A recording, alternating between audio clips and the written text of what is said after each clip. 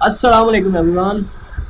So guys, question number 4 1.7 क्या कहता है, आइए पढ़ते हैं। क्या कहता है? कहता है कि G to maintain book of accounts machinery has to be depreciated by straight line method. ठीक है, यानी कि उसने इसमें डेप्रिसिएशन का तरीका बता दिया है, स्ट्रेट लाइन मेथड। ठीक है, स्ट्रेट लाइन मेथड जो हमने स्टार्टिंग में पढ़ा था, ठीक है, उसके मैंने आपको फार्मूलाज भी डिटेल से बताए थे कि आपने उसमें डेप्रिसिएशन फिक्स्ड इंस्टॉलमेंट का पहला फार्मूला था, रेट ऑफ डेप्रिसिएशन का फार्मूला था, value of asset n year यानी कि कितने साल के बाद अगर कोई कीमत मालूम करनी है उसकी, तो उसका भी ये तीन फार्मूले मैंने आपको बताए थे। ठीक है, तो इस क्वेश्चन में उसने खुद कह दिया है कि by has to be depreciated by straight line method. Straight line method अगर उसने खुद से मेंशन कर दिया तो इसका मतलब जो स्ट्रेट लाइन मेथड वाले फार्मूलाज थे वही इस्तेमाल होने हैं। ठीक है, क्वेश्चन पढ़ के मुझे पता चल गया। अगर मैंने याद किए होंगे फार्मूलाज तो मैंने ये फार्मूलाज जो है ना वो तीनों अपने पेज पे लिख लेने जिसके पर मैं क्वेश्चन सॉल्व कर रहा हूँ। ठीक है,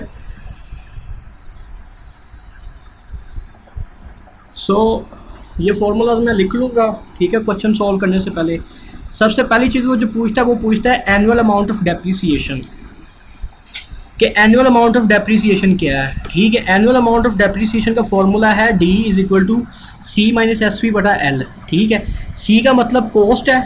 ठीक है, C का क्या मतलब है? C का मतलब है कॉस्ट। कॉस्ट ये है 1,50,000। ठीक है, 1,50,000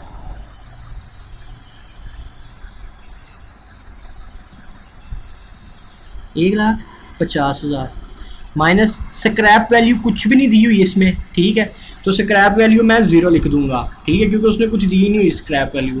ठीक है, और आगे L का मतलब है कि expected useful life of the asset. जो expected useful life of asset दी हुई वो है 5 साल। ठीक है, तो इसको जब मैं डिवाइड करता हूँ तो मेरे पास जो D की वैल्यू है, ठीक है, वो मेरे पास आ जाएगी 30,000। कितनी आ जाएगी? 30,000। अच्छा, एनुअल अमाउंट ऑफ डेप्रिसिएशन मेरे पास आ गई 30,000। ठीक है, ये जो इसमें है वो मैंने सॉल्व कर लिया।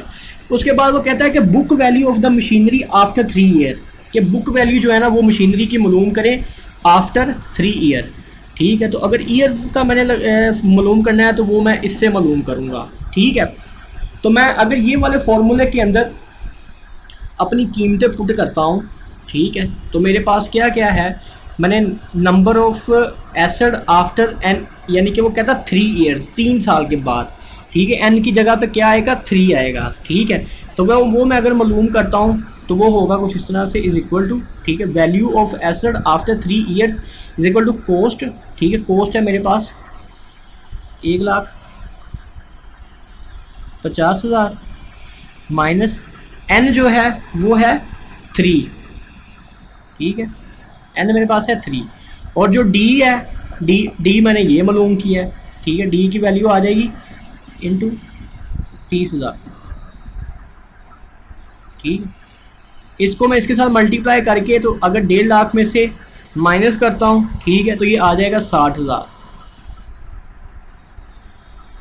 ठीक है, यानी कि तीसरे साल जो है ना, तीसरे साल जाके जो मशीनरी की कीमत होगी वो हो जाएगी 60,000। ठीक है, 1.5 लाख से 60,000 पे चली जाएगी तीसरे साल। ठीक है, उसके बाद आखिरी बात वो क्या करता है, book value at the beginning of the 5th year, यानी कि अब वो अभी पहले उसने 3rd ईयर का पूछा है। ठीक है, अभी वो पूछ रहा है कि 5th ईयर जो है ना उसकी क्या वैल्यू होगी। ठीक है, तो अगर मैं 5th ईयर पे जाता हूँ तो सेम जो है ना यही फॉर्मूला लगेगा। ठीक है, मैं क्या करूँगा, सी पोस्ट मेरी 1.5 लाख है। ठीक है, 1,50,000।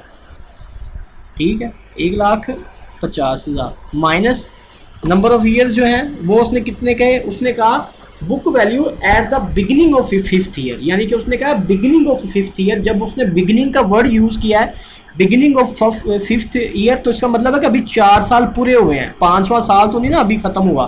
तो यहाँ पे जो n आएगा ना, n की जगह पे मैं लिखूंगा 4, 5 नहीं लिखूंगा। उसने कह दिया बिगिनिंग, यानी कि अभी 5वां साल शुरू हुआ है, तो 5 साल शुरू हुए हैं, तो इसका मतलब है कि 4 साल अभी पूरे हुए हैं। ठीक है, तो यहाँ पे मैं 4 शुरू करूंगा। ठीक है, यहाँ पे उसने कहा था कि आफ्टर 3 ईयर, तो इसलिए यहाँ पे मैंने 3 यूज़ किया था।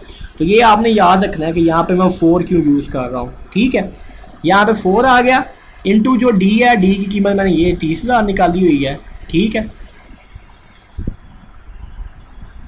30,000। इसको मैं इसके साथ मल्टीप्लाई करके अगर 1.5 लाख में से डिवाइड करता हूँ, ठीक है, तो ये मेरे पास वैल्यू रह जाएगी 30,000। ठीक हो गया जी। तो ये क्वेश्चन नंबर 4 जो है वो भी हमने सॉल्व कर लिया है, ठीक है। और क्वेश्चन नंबर 5 जो है, ठीक है, वो क्वेश्चन नंबर 5 मैं आपको नहीं करवा रहा, ठीक है, मैं चाहता हूँ कि आप वो क्वेश्चन खुद करें, ठीक है, और इतना मुश्किल नहीं है, ठीक है, बिल्कुल सिंपल सा ही है, ठीक है। उम्मीद करता हूँ कि वो आप क्वेश्चन खुद कर लेंगे, क्योंकि 4 क्वेश्चन जो मैंने आपको करवा दिए हैं उसमें ऐसा कुछ भी नहीं है, बिल्कुल यही फॉर्मूला यूज़ होना है, ठीक है।